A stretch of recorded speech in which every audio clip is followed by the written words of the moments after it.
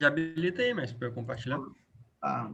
Bem, pessoal, então, boa noite aí mais uma vez. Hoje eu pedi ao Miguel para preparar um material de grafos, né, sobre o algoritmo de Dijkstra. E assim, não tem nada de novo, é um assunto super conhecido, né? Todo mundo já estuda PO, né? Já está ambientado. E justamente por isso, né? Todo mundo de PO conhece.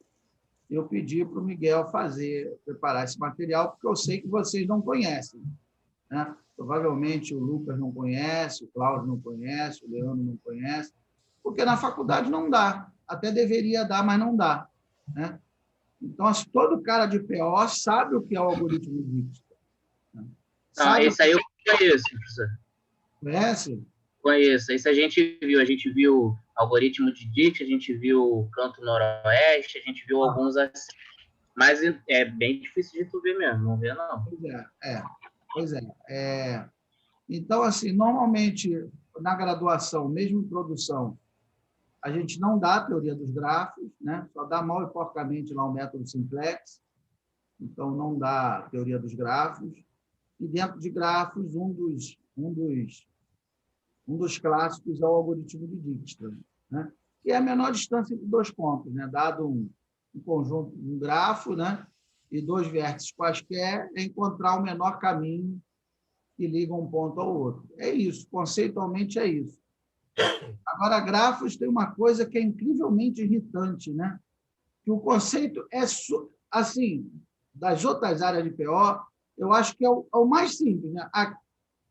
Problema do caminho mínimo, dados dois pontos, achar o menor caminho. Quer dizer, é incrivelmente simples de você entender o que você precisa fazer, o menor caminho entre os dois pontos. Pô, mas na hora de operacionalizar isso, na hora de fazer as contas, é complicado, cara. Tudo em grafos é difícil, né? Tudo em grafos dá trabalho, né? Mas ele, assim, conceitualmente, é incrivelmente simples, né? Problema do caixeiro viajante. É um ciclo hamiltoniano de tamanho mínimo. Entendi. Tem que visitar todos os vértices e voltar para a sede. Ok, né? Vértice de origem. Super simples. Pô, mas você vê, não tem solução o problema. Até hoje não tem solução polinomial, né? Então, quer dizer, é uma característica marcante da teoria dos grafos, né? Então, Miguel... É a heurística no bicho. Oi? Acho que Fala aí. É a heurística no bicho. E aí você tem que usar aqueles algoritmos bioinspirados, né? Colônia de formigas, enxame de partículas, né? Enfim, e por aí vai, algoritmos genéticos, né? Não, eu acho que um dos pontos também é essa questão de você sempre estar tendo que relacionar matemática lógica com uma estrutura gráfica, né? Isso Você ajuda. é sempre esses dois paralelos, né? Você tem que sempre avaliar a parte gráfica e a parte lógica ali, até por questão, quando você tem o gráfico ordenado, quando é não ordenado, o grafo, né? Então, isso tudo influencia. E o grafo ajuda muito, né? Tem certos tipos de problemas que o grafo ajuda muito a ter esse visual, né? Sim. Bem, cola de modelagem. Fala, Éder. Não, é que nem se fosse uma cola de modelagem para te dar um norte. Nossa, quebra um galhão, meu Deus do céu. Então, o que eu sempre falo, independente da área que a gente pesquisa em PO, bem, as primeiras coisas, né? Como diz o americano, né? Primeiro de PO é estudar estatística. Vamos começar do começo, né? Primeiro de PO é pegar lá o livro do Montgomery, do Moretti, né? E tal, e estudar lá a estatística, lá, teste de hipótese, né? Medidas de dispersão, parará, de centralidade. Estudar lá, começar do começo, né? Sem estatística, você está liquidado, né? Depois de estatística, álgebra linear. Tem que ter uma boa base de álgebra linear, né? Matrizes, determinantes, escalonamento, sistemas lineares, né? Vetores. O que é um vetor? Um vetor no espaço vetorial. Você pode transladar o vetor, mas não pode rotacionar o vetor. Por quê? Né? E tem até umas aulas no Khan Academy que eu fico assistindo. Eu fico o dia inteiro assistindo aula em inglês. Olha a maldade no coração, né? Eu já fico assistindo as aulas de álgebra linear e tal, tudo em inglês, no Khan Academy. Todo tempo vago é o meu passatempo, assistir a aula não. Ver que ponto que o ser humano chega, né? É deprimente, né? Netflix para quê, né? Um passatempo. Netflix para criancinha, cara. Para com isso. E agora, Mestre, agora que você está falando isso daí, ó, o MIT está com um monte de aula super legal. Eu estou pegando os assuntos simplesinhos, tipo física quântica, para ver se eu entendo lá. Daí tem um mega especialista lá. O cara é quase prêmio Nobel de física quântica lá, eu estou escutando ele da aula. Então, aí, tirando então a estatística e a álgebra linear, que são basilares, né? Todo cara que pesquisa na área de PO tem que saber um pouco de gráfico, né? Não é que precisa saber muito, não, mas tem que ter uma boa noção assim, das coisas, né? O que é um ciclo hamiltoniano, o que é um algoritmo de Dijkstra, Cruz, conhecer os principais algoritmos, né? Problema de coloração. Então, o cara que estuda PO tem que conhecer, precisa conhecer esses algoritmos, esses conceitos, porque eles visitam outras áreas da PO. Eles visitam multicritério, visitam estatística, né? Lá em cadeia de Markov, a gente viu que tem os laços lá da cadeia de Markov. Então, quer dizer, o grafo ele meio que se mete no meio, como o Miguel falou, porque é uma interface gráfica fácil de entender, né? Então, acaba que ele visita as outras áreas. Tá? Então, Miguel, mais uma vez, obrigado aí, tá, pelo seu tempo, ter preparado o material com carinho para mostrar para o pessoal. E vamos nessa. Deixa eu ver aqui se eu já... Pronto, já está. Vamos lá. Todo mundo está vendo aí direitinho? Tá. Sim, tá sim. Então, vamos lá, né? Então, primeiramente, boa noite, né? Que todos já me conhecem, né? Então, hoje a gente vai estar falando aí um pouquinho sobre o algoritmo de Dijkstra, né? Ou o algoritmo de caminho mínimo, um modelo axiomático, né? Que nós trabalhamos para identificar um caminho mínimo entre dois pontos, né? A partir do momento buscando aí otimizar, né? O meu trajeto ou a minha solução para uma determinada problemática. Então, às vezes a gente não percebe, mas é uma coisa que está agarrada aí no nosso dia a dia, né? A gente entra no Uber, o que a gente tem? Um sinal GPS, que ele vai indicar um ponto onde você está até o ponto de origem. Isso tanto no Google Maps, 999, entre outros. Então, às vezes, até que a gente não perceba, está sempre ali, atrelado, né? Você tem uma rota de tal lugar até tal lugar, do local X até o local Y, e ele te dá N caminhos. E aí, qual é o caminho que eu faço? E ele te dá um caminho que é mais curto, mas demora mais tempo porque ele tem maior trânsito, um caminho mais longo, mas que ele tem ele está mais livre para ser percorrido, né? Entre outros. Então, mas se a gente está falando de mapa e a gente está falando de grafo, como é que a gente visualiza isso dentro de um mapa? Simplesmente, a gente pode reconhecer que os pontos, né, as vértices do meu grafo, ele pode ser as esquinas de uma determinada localização. E as minhas arestas seriam as minhas ruas. Então, quais pontos, a partir de um ponto de origem, eu tenho que percorrer para que eu consiga chegar naquele determinado local com o menor tempo possível, né? Então, o objetivo de ser o caminho mínimo, ele pode ser tanto caminho mínimo para o menor custo, para a menor distância, para o menor trânsito e o menor tempo. Então, não necessariamente eu só vou estar trabalhando sempre com a distância. Eu posso ter vários tipos de variáveis a serem mensuradas ali. É até aquela questão de trabalhar ali de forma paralela, buscando o menor caminho, com o menor custo.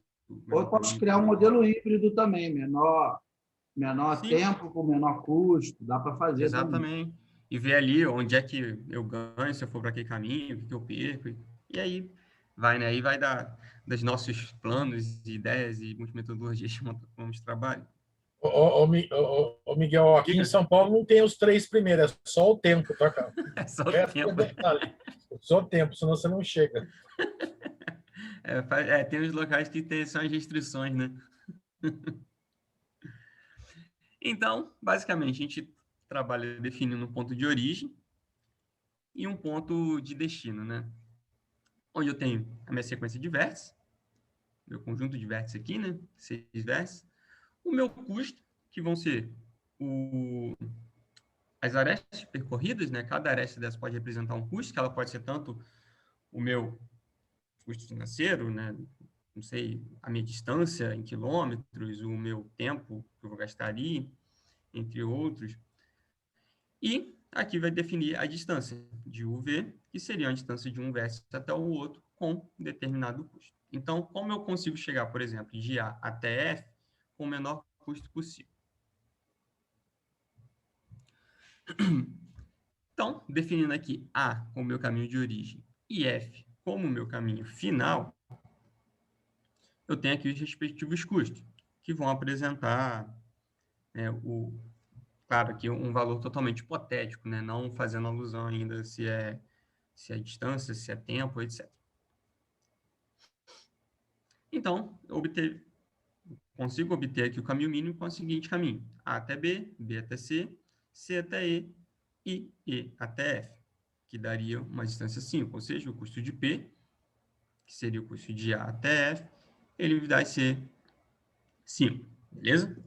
Só que aquilo, como é que eu rodo esse algoritmo? Como é que eu compreendo para chegar nesse caminho mínimo? O que é feito? Então, já como título, né, dessa live, já indo agora para a parte mais interessante, como a gente vai calcular e entender isso, aí já o professor Éder me ajuda. Edsger Weibe Dijkstra.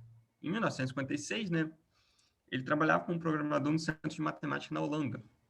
E ele tinha a seguinte tarefa, né? Fazer a divulgação para um público leigo, né? Aquela questão, não estou trabalhando ali com um público completamente que vai entender a parte matemática, mas quer saber apenas o que eu consigo com aquilo. Divulgar ao público leigo sobre a capacidade do novo computador, o ARMAC. Então, ele tinha que propor um modelo que ele ia definir, a partir de Amsterdã e até qualquer outro tipo de cidade, qual era o menor caminho, o caminho mínimo, né, possível para aquela determinada tarefa. E quem definiria essa cidade de destino seria a própria população, né? Mostrando que até que o algoritmo, o modelo que ele estaria desenvolvendo, né, e a capacidade de computador se adaptaria às necessidades locais. Então, o algoritmo ele trabalha numa seguinte lógica. Primeira coisa, rotular os vértices do gráfico, né? Da seguinte forma. A partir de um vértice inicial S, proceder em direção até o vértice final T, ou seja, como eu mostrei lá, do ponto inicial até o ponto destino, né? Seguindo as arestas orientadas, rotulando os vértices com as suas distâncias entre o vértice S, medida até aquele momento.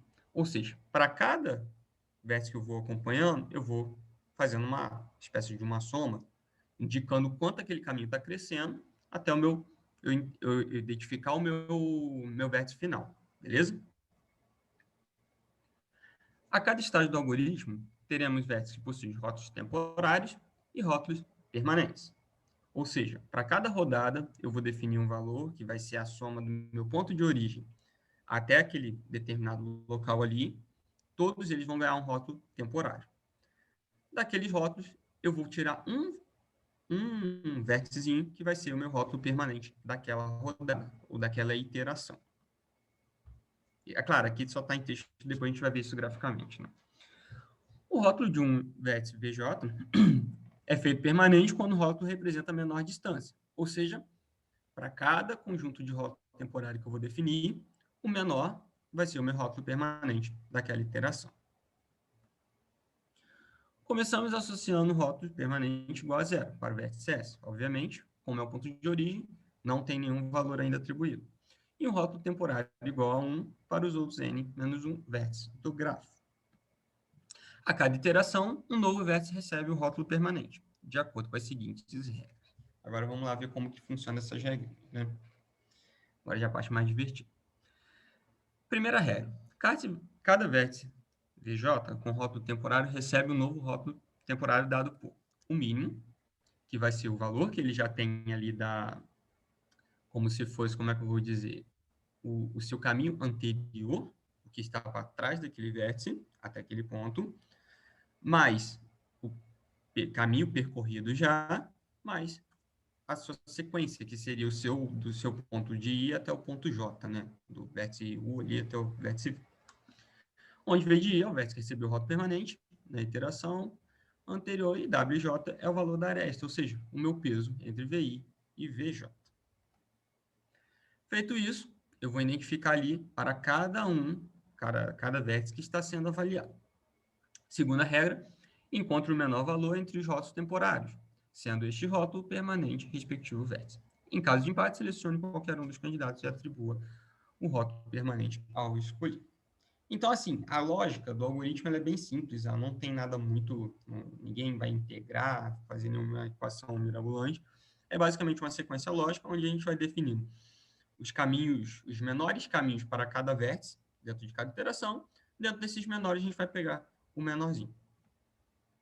E aí eu vou repetindo isso até eu identificar receber o rótulo permanente para meu vértice T, que vai indicar o caminho mínimo já para o meu destino, né?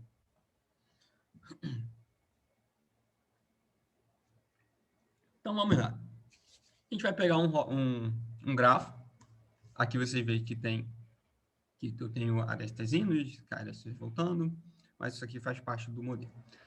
Então eu quero ir de S até T. Aqui eu tenho a minha colinha. Inicialmente a gente vai sempre trabalhar assim. Lembrando que aqui eu tenho o meu caminho anterior àquele vértice.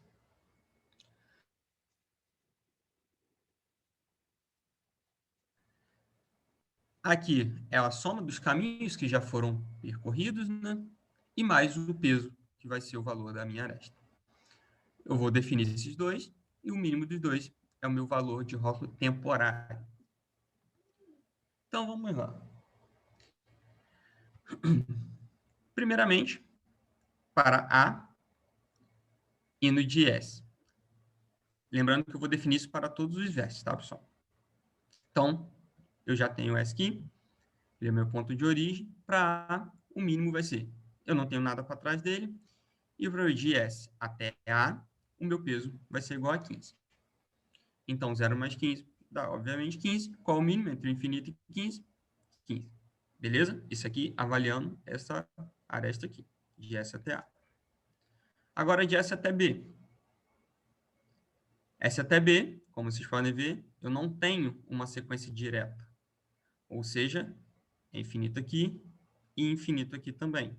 Então, eu não tenho como identificar. Eu só consigo identificar os vértices que estão ali diretamente já conectados, né? O C, a mesma regra. De S até C, eu não tenho nenhuma ligação direta. Então, infinito, infinito. E S até D eu já tenho, que é 9. Então, eu tenho o mínimo, do infinito para cá, mais 0, mais 9, que aí eu determino como 9. E, para fechar, o T. A mesma coisa. De S até T, eu ainda não tenho nenhuma atribuição, então também é infinito, infinito. E aqui eu determino como infinito. Desses daqui, eu vou determinar o menor, que seria o D, para receber meu rótulo permanente. Então, eu determino o seguinte modelo, e identifico que o D é o meu rótulo, que 9 é o rótulo permanente de D. Ou seja, o caminho mínimo de S até D é 9. Beleza? Segunda iteração. Agora, de vez eu partir de S, eu parto de D. Então, eu vou fazer a avaliação dos vértices restantes, ou seja, C, A, B e T, em relação ao D. O A. Como eu recebi um rótulo temporário, só voltando aqui para A, esse rótulo dele vai comigo. Então, ele é o meio que eu indico como o valor anterior, né? Recebido anteriormente. E aí eu faço uma nova avaliação. Se até D eu tenho 9, De D para A, eu tenho quanto? 4. Beleza? Então, eu faço 9 mais 4, que dá 13. Qual que é o mínimo? 13. Ou seja, o A agora ele recebe esse rótulo temporário, que vai dizer o quê? Que de vez eu ter que vir de S direto para A, tendo 15 aí de unidade de peso, alguma coisa assim, eu posso passar por D e ir para A, que eu vou ter 13. Então, eu já obtenho o caminho mínimo do ponto S até o ponto A, que não era direto, e sim passando pelo vértice D. Beleza? Ô, Miguel, Diga. no caso aqui, se eu tivesse lá, D para A, tivesse um 7, um 9 também, que daria maior do que o meu caminho do S para A, ele recalcularia para mandar para S para A? Não, aí ele manteria, ele pede o mínimo. Esse, ó, quer ver? 15. Aqui é o meu caminho que foi rotulado anteriormente. No rótulo, vamos só voltar aqui um pouquinho. Se D para A fosse 10, ele ia manter o 15. Ele ia manter o 15. Por quê? A Eu já fosse tinha 10, ele ia dar rotulado como mínimo. Como na novo cálculo aqui ele obtivesse ali um valor maior, no caso que você tinha colocado 10, né, fosse Se 19, D ele para A fosse indicar 10, que ia dar 19. Aí de 15 a 19, ele ia continuar no 15. exatamente, ele ia manter o 15 como a solução ali mais favorável, né? Para Ah, chegar. beleza, entendi. Beleza? Aí a gente faz isso para os restantes também. O B eu não tinha nenhum valor rotulado, que antes ele foi rotulado como infinito. Então, 9 mais o peso, né, de D para B. D para B tem conexão direta? Não tem. Então, mantenho como infinito, infinito. O C, ele também não foi rotulado com nenhum valor. E eu mantenho, lembrando, gente, que eu sempre mantenho o meu valor que foi atribuído até o D, tá? Então, de D para C, eu tenho 2. 9 mais 2 é igual a 11. Então, C recebe um rótulo temporário que é igual a 11.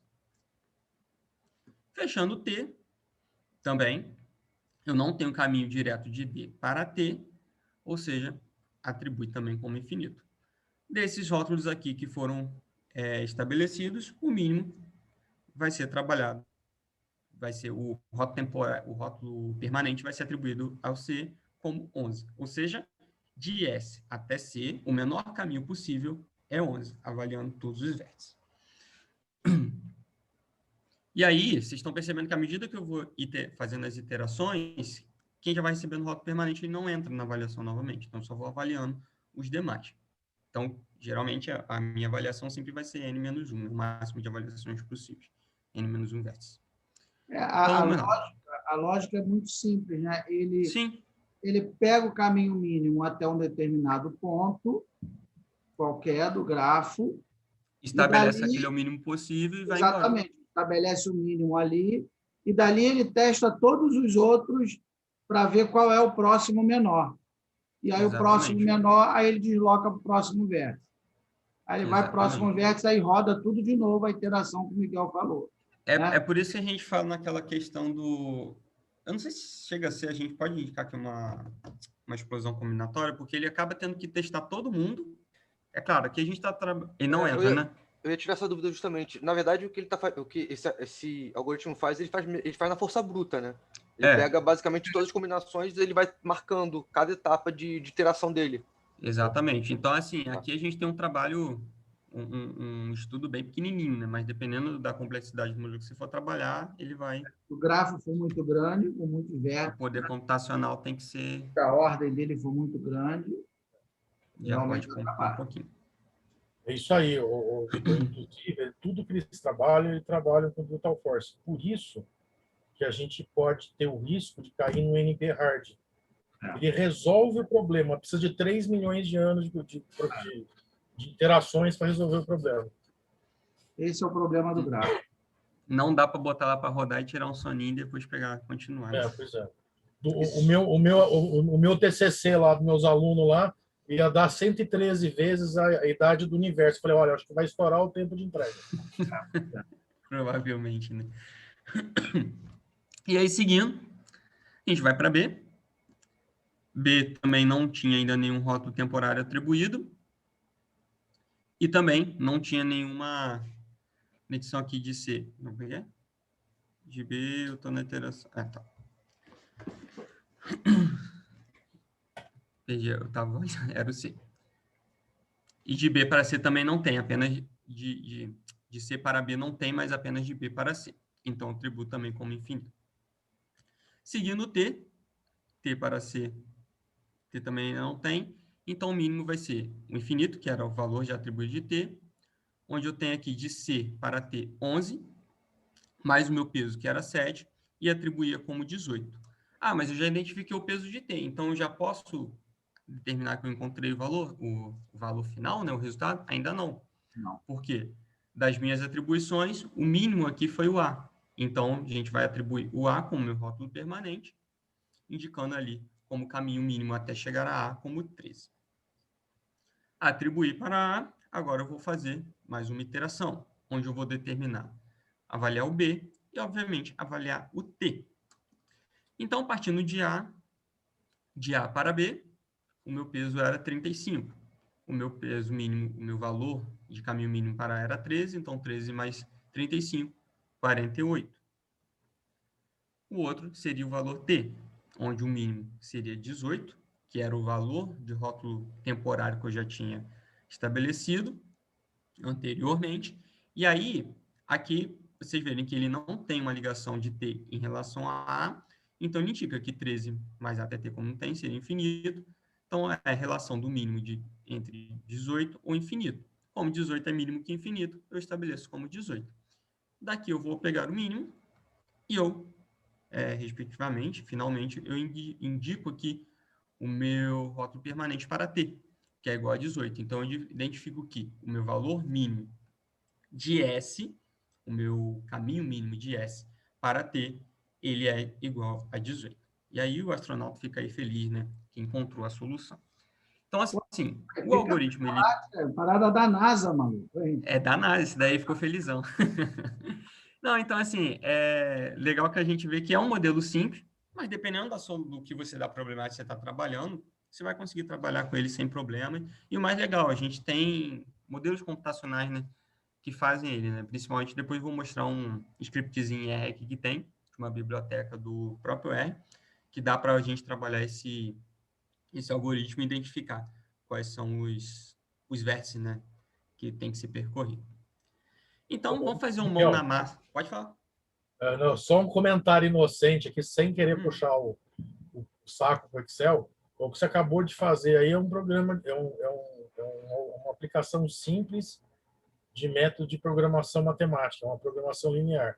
Qual que é o problema? É o número de iterações. Sim, que dependendo é só aumentar a quantidade de nós aí, ele vira NP-hard. Mas o Excel faz isso aí de boa. Com certeza.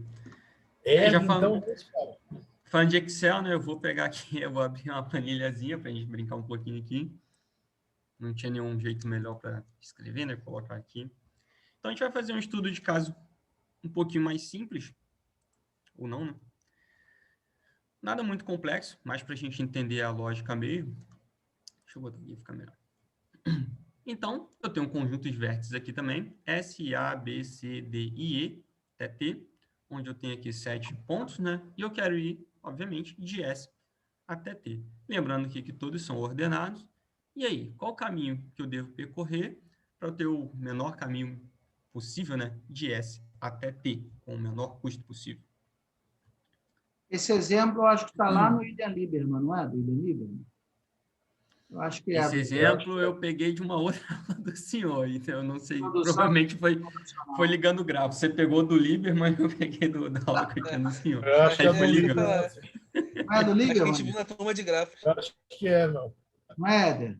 Não é do Lieberman? Não, eu acho que é do Lieberman. Só que eu alterei alguns valores aqui. Eu tive que alterar, eu fiz uma alteração dos dados, né? Não pode confiar no dado que você não alterou, né? Então... Mas aí vamos lá. Então, basicamente, tá dando, todo mundo tá vendo minha tela aí? Tá dando para ver? Sim, Tá muito pequeno e tal? Excel. Então, beleza. Deixa eu só dar um zoomzinho aqui para não ficar também muito... Então, basicamente, a gente vai fazer o mesmo procedimento, iniciando, obviamente, pelo rótulo S, né? Pelo vértice S. E aí, a gente vai identificar, primeiramente, quem são os valores precedentes, né? Os valores estabelecidos ali como rótulos temporários até aquele vértice. Como aqui é o S, ele é a origem, não tem nada. Depois a gente vai definir o caminho mínimo do ponto S até o meu próximo vértice. Lembrando que a gente vai estabelecer apenas para os vértices que estão ali já diretamente conectados, né? E depois a gente vai colocar aqui quem seria o meu valor mínimo entre esses dois aqui estabelecidos. E aí deles eu indico quem é o mínimo dos mínimos ali e gero o rótulo temporário. Aqui é só aplicação mesmo, só para a gente ter como escrever, né? De uma forma mais simples. Então, vamos lá. De S até A, ele está conectado diretamente. Então, eu tenho aqui como 3. Beleza? De S até B, 5. E de S até C, 2. Pô, agora o S Éder até se D. amarrou. Pô. Fez Excel, agora o Éder se amarrou também. Mas aqui eu não cheguei, não coloquei nada calculando, não. Aqui é só fazer... Só Depois a gente dá um tapa aí. depois deixa elegante, né? Aí no de S até D, obviamente, eu não tenho uma conexão direta, então eu não vou atribuir nenhum valor. Vamos só colocar um X aqui, só para deixar. S até I, eu também não tenho nenhuma conexão direta, então seria tipo infinito. E S até T, obviamente, também ainda não temos. Como aqui já é 3, né? 3 mais seria o zero anterior, né? 0 mais 3, obviamente. Aqui é 3, aqui é 5 e aqui é 2. Então, de S até A, B ou C, qual é o menor caminho? O C. Então, eu já indico esse como o meu rótulo permanente. Então, vamos colocar aqui. De S até C, o meu caminho mínimo vai ser sempre 2. Beleza? O S sai da jogada. Vamos colocar aqui em azul. E vamos mais uma iteração. Só que agora, partindo do ponto C. De C até A, eu tenho alguma como chegar lá? Não tem. Então, eu estabeleço aqui meu ponto de origem. O rótulo temporário de A antes era 3. Aqui eu não tenho nenhum, né? Seria 3 mais infinito. Vamos colocar como X. E, obviamente, o caminho mínimo vai ser 3. Beleza? Vamos agora para o B. Tenho como ir de C para B? Tenho como ir. Antes, B tinha sido atribuído como 5. Agora, eu vou atribuir ele, vai ser 2, o meu peso de C, que é até C, mais 1, que é o meu peso para ir de C até B. Então, vai ser 2 mais 1 é igual a 3. Qual que é o mínimo? 5 ou 3. O mínimo é 3. Então, obviamente, ele entra como meu rótulo temporário. Agora, mas vamos de C para D. Tenho como ir de C para D? Não tenho, não diretamente, né? Então, antes ele não tinha recebido nenhum rótulo temporário, agora também não, e vai continuar sem receber. Apenas a gente vai como se fosse infinito. De C para E, tem como? Tem como. Antes ele não tinha sido atribuído nenhum, né? E agora vai ser 8, ou seja, o peso de C, né, o meu caminho mínimo até C, que é 2, mais 8, que é de C para E, que é igual a 10. E aí ele recebe aqui 10 como rótulo temporário. E fechamos o T. O T tem como ir partindo do ponto C? Não diretamente. Então, apenas infinito. Desses dois aqui, qual que é o meu caminho mínimo? 3. Mas aí eu tive um empate. Então, eu apenas defino um para receber esse rótulo temporário. Então, vamos colocar o A. Então, ponto mínimo de S até A vai ser 10. Lembrando, gente, que os rótulos temporários são sempre respectivos ao meu ponto de origem até aquele ponto, tá? Então, agora a gente ainda tem que avaliar o B, o D e o E. E, obviamente, o T, né? Então, aqui já foi. E aqui também já foi. Então, partindo do ponto A, eu vou fazer as próximas avaliações. Então, vamos lá. A tem como ir para B? A tem como ir para B. Então, B já tinha como rótulo mínimo o 3, rótulo temporário, né? E ele tem a chance ainda de receber um outro valor, que vai ser do meu ponto A, que era 3, mais o peso de ir para até B, que é 2, que vai ser igual a 5. Qual que é o mínimo? 3 ou 5? Obviamente 3. Beleza?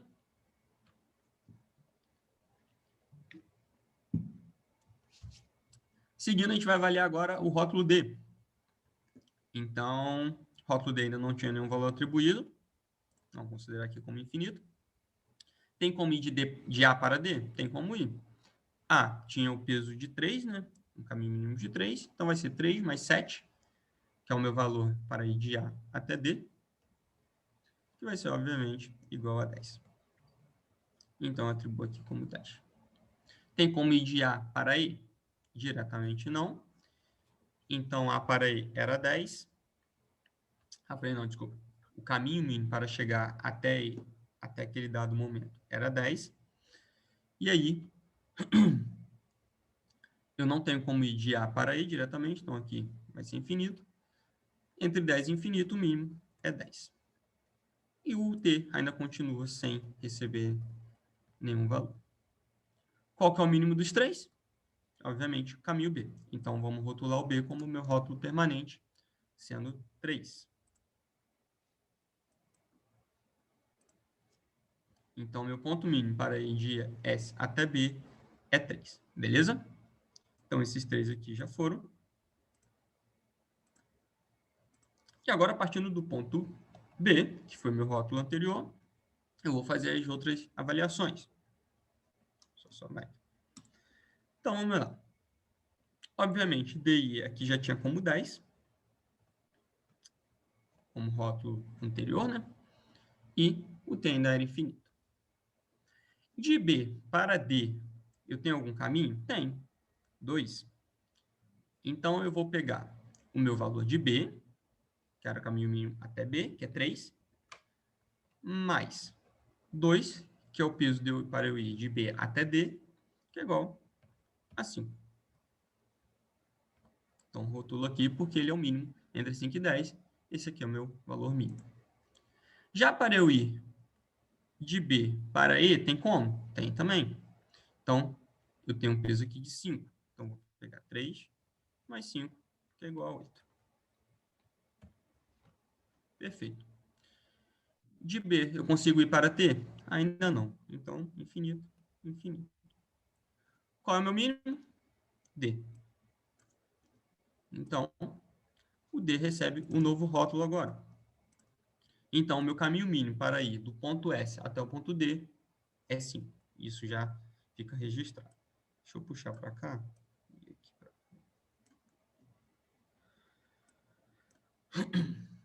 Então, vamos lá. Esse aqui recebe o rótulo permanente, o D. Então, ele passa a ser meu novo rótulo de avaliação. Meu ponto de origem ali, né? E agora eu só tenho que avaliar o E e o T. O E já tinha como rótulo mínimo, que era 8. Para ir de D para E, eu gasto 1. Meu ponto de D era 5, o valor do caminho mínimo, né? Então vai ser 5 mais 1, que é igual a 6. Fechou. 6 é o mínimo, entre 6 e 8. E eu tenho como ir de D para T? Tem como ir também. D, obviamente, era infinito anteriormente. Só que de D para T eu vou gastar 10, que vai ser 5, meu valor de caminho mínimo, né, para D, mais 5, que é o meu custo, para ir de D para T, que vai ser igual a 10. Qual é o meu caminho mínimo? Meu valor mínimo, obviamente, a atribuição que eu fiz para E, que foi 6. Então, para chegar no vértice E, o mínimo que eu vou gastar é 6, né, o mínimo de custo. Então, ele passa a ser aqui como 6. E aí, ele entra como meu ponto de origem agora. Então, obviamente, agora só falta mais um rótulo, né? Mas vocês viram que para eu identificar o meu caminho mínimo, eu tive que passar por todas as iterações possíveis. E aí, vamos finalizar. Aqui eu tinha como 10, no rótulo temporário anteriormente. E para ir de E até T, eu gasto 3. Como E valia 6, 6 mais 3, é igual a 9. Qual é o meu valor mínimo? Entre 9 e 10, obviamente, é o 9.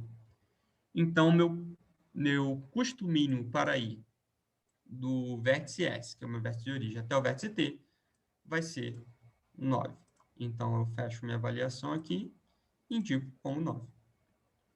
Obviamente, passando aqui de S, eu vou para C, que vou para B, que vou para D, que vou para E, e chego, obviamente, no T. Deu para entender, pessoal? A lógica? Tá tudo certinho? Sim, tranquilo. Tranquilo. Então, agora, só para a gente já fechar, a live não vai ser muito estendida, né? Que até o assunto acaba sendo simples. Vou mostrar para vocês um scriptzinho em R. Eu vou rodar os mesmos 2 exemplos que a gente rodou Soltar a musculatura. agora, naquele mais simplesinho. Para soltar a musculatura.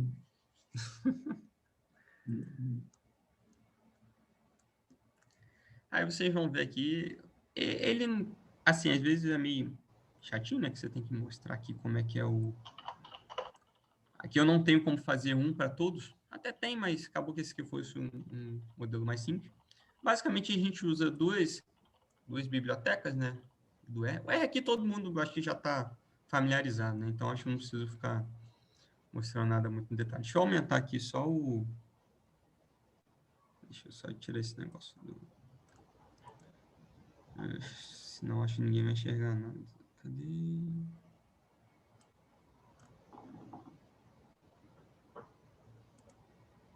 Aqui aparece.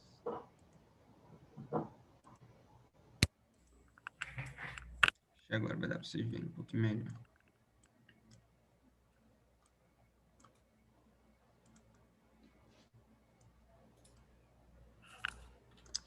Então, vamos lá. Esse aqui é o exemplo que eu fiz anteriormente, né? Aquele do... O primeiro exemplozinho que a gente rodou lá. Então, aqui eu tinha o meu conjunto. Aqui eu vou definir só uma ID para identificar os vértices. Então, eu identifico todos os vértices, né? Era o S, o A, o B, C, o D e o T. Só para lembrar, é esse daqui. Foi o primeiro caso. E aqui os respectivos pontos das arestas, né? De cada ponto de origem até o meu I e o meu J. E aqui o valor da aresta. Então, S para D, S para A. Aí depois eu venho A para C, A para B, B para C, B para T, C para T, D para A e D para C. Então, eu vou rodar essa parte. E eu já vou reconhecer aqui já quem são meus pontos de origem, né, entre dois vértices e o peso que ele tem. Aqui eu vou converter para um vértice. Esse RDirect, né, ele faz a criação do grafo ali a partir de um data frame, que eu leio em forma de data frame, e aqui eu indico que o grafo é direcionado. E aqui eu faço a relação dos vértices com o vértice ID aqui.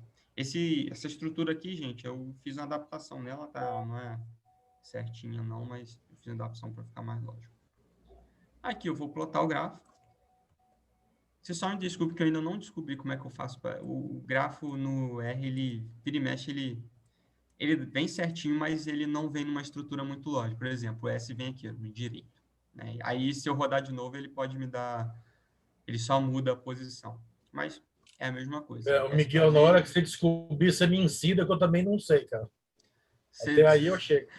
Eu dei uma pesquisada sobre como que era, só que aí vi que estava tudo muito nebuloso. Eu falei, deixa você guardadinho, depois a gente trabalha mais o ponto.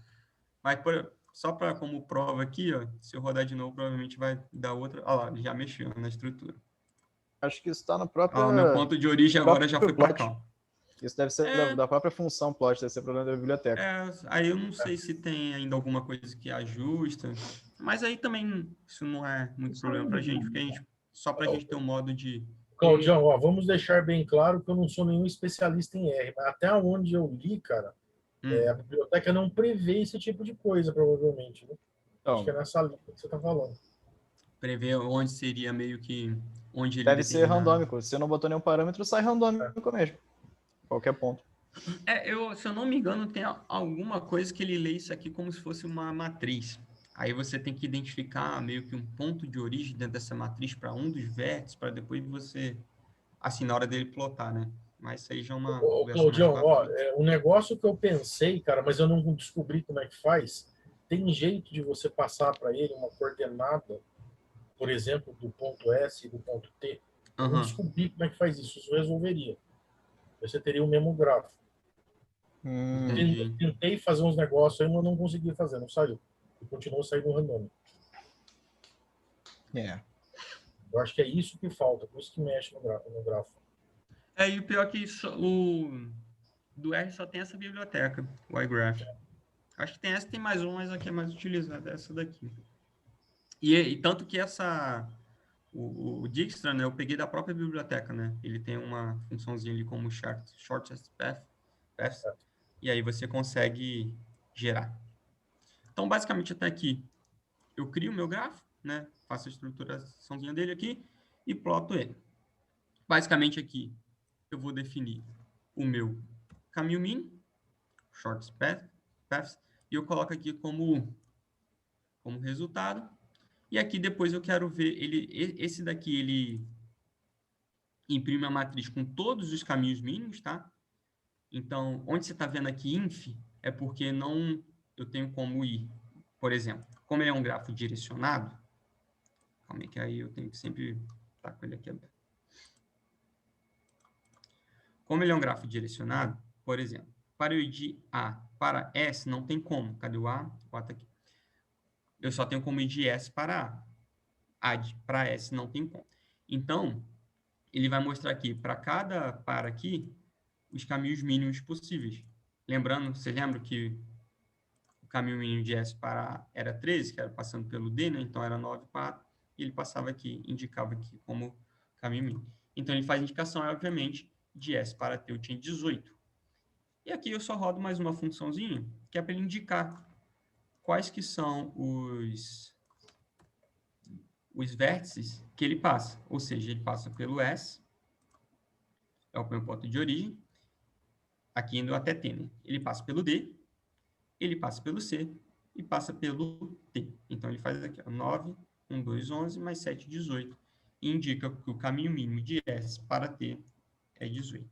Então, assim, para a gente, é claro, é bem simples, não tem muita coisa a atribuir, é só o mais chatinho aqui é você criar essas listas aqui, né? Mas também tem como facilitar assim um pouquinho mais. Mas se você tem um probleminha mais complexo, com vários pontos de vértices e arestas e tal, e vários pesos, aqui é um dos caminhos, né, para a gente trabalhar. Então, já é computacionalmente que a gente já tem uma ajuda bem tranquila. Deixa eu ir pro 2 aqui agora.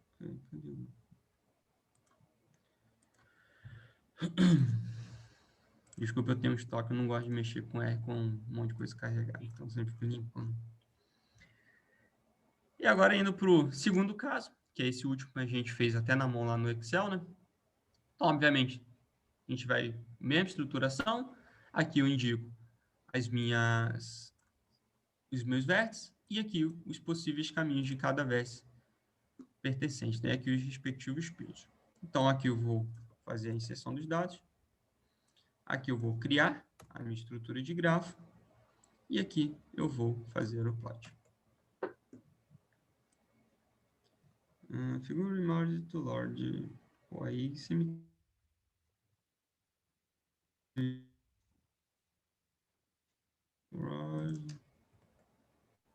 ele só não plotou o gráfico, depois tem que ver qual foi a diferença. Tá. E aqui ele chegou no mesmo resultado que a gente tinha chegado. Esse aqui, lembrando, que já é o estudo de caso aqui, ó, o segundo exemplo que nós fizemos, né? E aí ele mostrou que eu vou de S até T, a gente já conseguiu no 9 também, e ele demonstrou que eu teria que passar pelos vértices C, B, D, E, e, obviamente, o final, T, para ter o menor caminho possível. Ele só não plotou aqui o gráfico, mas eu não... Deixa eu ver, deixa eu copiar aqui. Acho que ele tá gráfico, tá...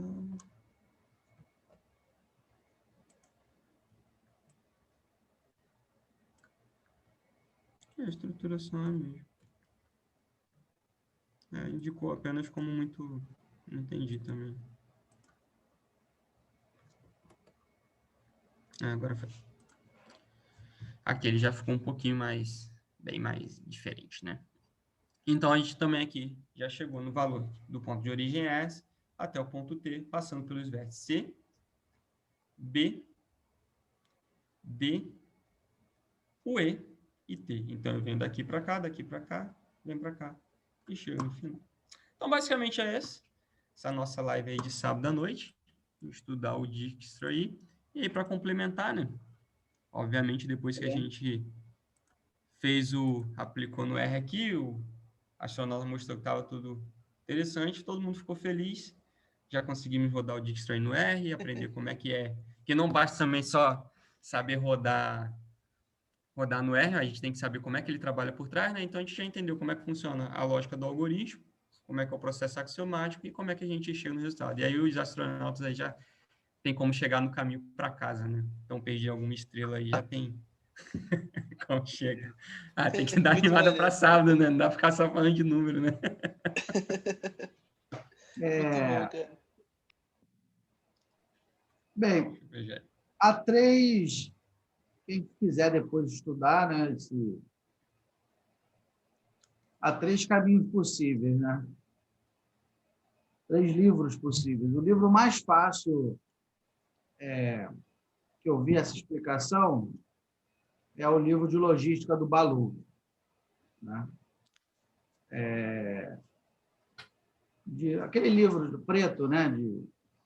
De logística, aquele livro clássico do Balu. Então, lá está bem passo a passo, tem um exemplozinho. Até porque, como o livro não é de PO, é de logística, né? E eu acho que o Balu pegou mais leve, né? Então, lá está bem fácil de entender, ele vai explicando, né, cada interação e tal. Então, quando eu ia dar aula, normalmente eu usava esse exemplo lá do Balu. Tem um mais ou menos, um mediano, já no nível mais, né, e é o William Lieberman, né, Introdução à Pesquisa Operacional. Ali já apresenta de uma maneira mais conceitual, mais, né, um pouco mais profissional, né? E o livro que eu conheço que apresenta da maneira mais pesada que eu conheço, né? Claro que deve ter outros.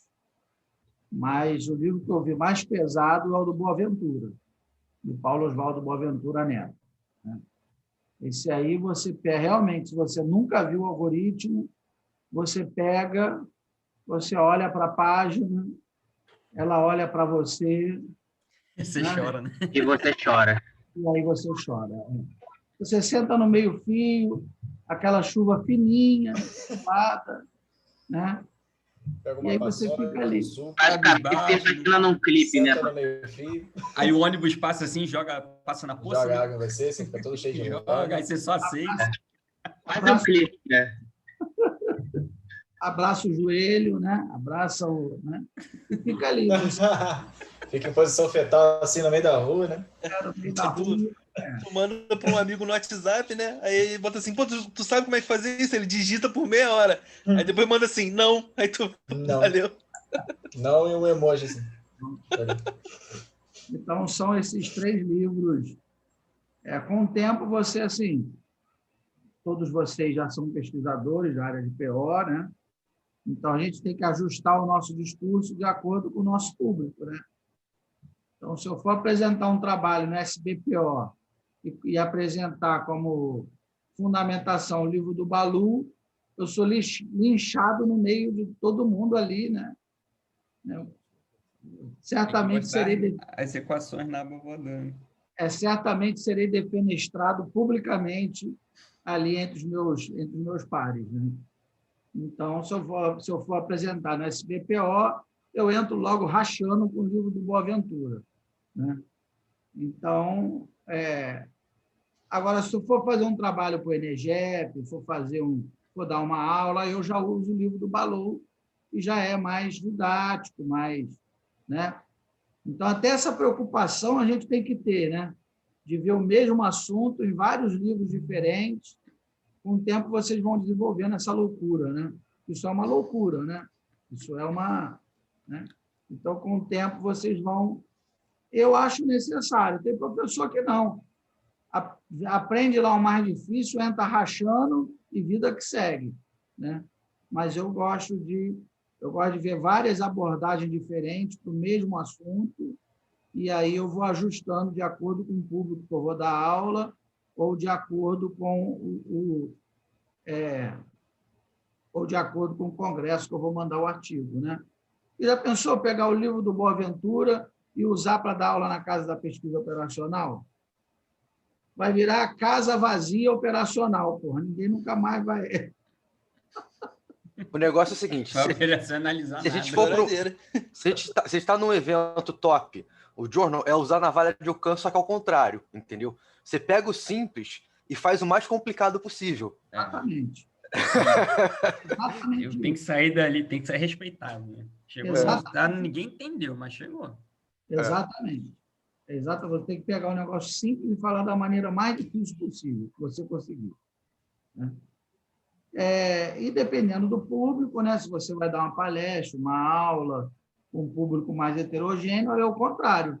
Você pega um negócio que é difícil e simplifica o máximo que você puder. Né? Que é o que eu tento fazer lá na Casa da Pesquisa Operacional. Como é muito heterogêneo, não dá para a gente entrar rachando, né? Então, tem que simplificar para a galera poder entender. Senão, ninguém entende nada. Né? O objetivo é o pessoal... Exatamente. Fala. É o que a gente faz quando a gente quer ser entendido, né? Eu acho que, às vezes, quando o nível é muito alto, você sabe que o nível à sua volta é muito alto, tu entra para rachar para quem saca muito não entender também, não te perguntar nada, entendeu? É uma estratégia também, pô. Excelente. Toda vez que eu escuto isso, eu lembro de cadeias de Markov, cara. Pois é. Meu Deus do céu, eu já vi umas explicações de cadeia de Markov, cara, nem o cara que estava explicando estava entendendo. Não, eu também, eu já assisti. Olha, ali, por exemplo, na sua aula de cadeia de Markov, foi tranquilinha, né? Você explicou, parará, calculou, é aquilo ali, né? A maneira assim... Mestre, eu ainda fiz questão de mostrar o método tradicional e depois o método facinho. O método tradicional, cara, meu Deus do céu. Agora, realmente, eu já assisti curso de cadeia de Markov, que misericórdia. Né? Não, mestre, para você ter uma ideia, eu já assisti aula de programação matemática, falando de programação linear, que eu não entendi a aula. Que é só uma explicação matemática, não tem física, não tem ambiente, não tem nada. Não, isso, se você pegar o livro do Morábito, do Reinaldo Morábito, do Marcos Arenales, é assim. Né? Não estou entrando no mérito se é bom ou se é ruim, reparem. Né? Não estou falando que o livro dele ele trata programação linear toda por espaços vetoriais. Né? Ele entra lá em matriz e equação matricial o tempo todo. Então, é um livro pesado, é um livro para quem... Eu não vou dizer que é um livro nem para quem é da área de PO, vou dizer que é um livro para quem é da área de PO e de programação matemática. Né? E se você não for um pesquisador especificamente de programação matemática, fica muito pesado, fica muito... Né? Então, o livro da Arenales não é mole, não. Até meu xará, né? Marcos Arenales, se aposentou já aí.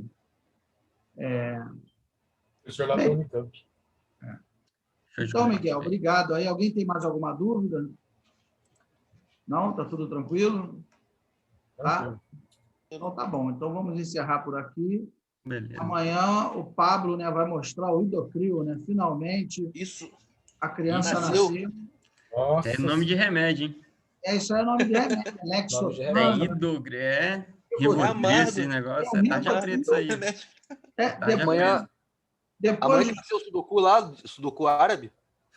Depois de estudar muito o Idocrio, o Pablo está à base de Rivotril, né? Tá. Pablo, vai ter que usar uma faixinha preta amanhã, tarde. Amanhã eu vou vir caracterizado. Aprendeu Idocrio, aprendeu turco, árabe. Não, Você viu o nível do desespero? Eu achei o maluco no ResearchGate e falei assim, cara, se eu não achar, eu vou traduzir um e-mail aqui, vou mandar pra ele em inglês e turco. Eu vou perguntar. Eu falei assim, pô, não tem jeito, vou ter que perguntar, mano. Mas, tu viu o nível de desespero. Mas isso tudo é bom acontecer. Eu não fiz... como é que eu vou falar? Não fiz isso premeditadamente, né? Era mais um método para a gente ver. Mas isso tudo é bom que aconteça, porque a dinâmica da pesquisa é exatamente essa, né? É você não entender, ler de novo, procurar na internet, procurar livro, manda e-mail para o autor, compara o resultado, não bateu, faz de novo, aí dá errado de novo. A pesquisa é isso, né? Às vezes você leva um mês trabalhando no modelo, aí depois de um mês você chega à conclusão que tinha uma variável errada. Quer dizer, foi o trabalho de um mês puro lixo e começa tudo de novo. Né? Mestre, eu conheço uma historinha do Guinho, Zezinho e Luizinho, uma história hipotética, assim, fazendo um projeto de uma fábrica, que foi um mês, um imbecil lá da Unimp falar, nossa, ó, essa variável e aquela está com o mesmo nome, não tinha que ser diferente, e o modelo rodou. Pois é, então. A fábrica é uma fábrica de carro, a fábrica de carro. É uma fábrica de carro. Entendi. Não, desculpa, perdão. É uma fábrica de motor. A história do Guinho, Zezinho e Luizinho. Entendi. Um mês, pessoal. Pessoal. A gente pegou e desenhou um fluxograma do modelo do Arena para ver se... Aliás, o Guinho, Zezinho e Luizinho, para ver se tinha erro de lógica. Deu 9 folhas a 0. E não tinha nada de errado. Daí começou a bater o desespero. Era 9 folhas a 0. 9 folhas a 0, cara. Que isso? Não, é uma fábrica inteira. Caraca. E o modelo não rodava, cara. O modelo não rodava. O meu chefe falando com o diretor de manufatura da América do Sul, falando que a gente já estava até aperfeiçoando já os detalhes estéticos e o negócio não rodava. Desesperador, né? Mas para você ter uma ideia, e um mês depois, nós rodamos 109 cenários diferentes do modelo. Tinha todas as variações possíveis e imagináveis. A gente rodou tanto modelo que, para a gente conversar com o diretor lá, que era a apresentação, nós tivemos que montar uma matriz, inclusive na época eu fiz em AHP, para decidir qual que era o cenário melhor, que a gente tinha perdido os cenários. Entendi. É isso aí, é isso que é o trabalho de pesquisa, né? É isso que a gente se propôs a fazer, né? É o nosso dia a dia, né?